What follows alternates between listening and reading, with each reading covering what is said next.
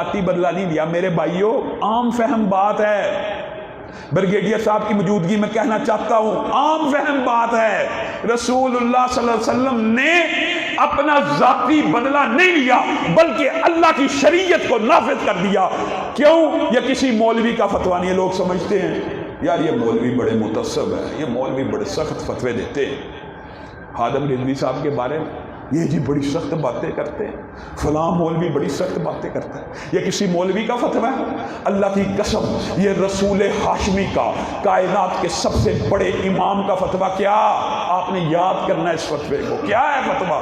من سب نبیا فاقتلوہ، من سب نبیا فاقتلوہ، من سب نبیا فاقتلوہ، جو نبی کو گالی دے گا اس کو قتل کیا جائے گا۔ من سب صحابی، صرف یہاں تک بات نہیں کی، کیا کہا؟ جو رسول ہاشمی کو، کسی نبی کو گالی دے گا اس کی شریعت محمدیہ میں سزا کیا، اس کو قتل کیا جائے گا۔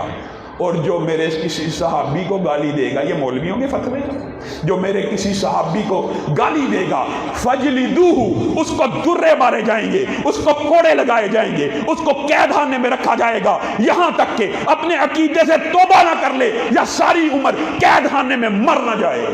جو کسی سے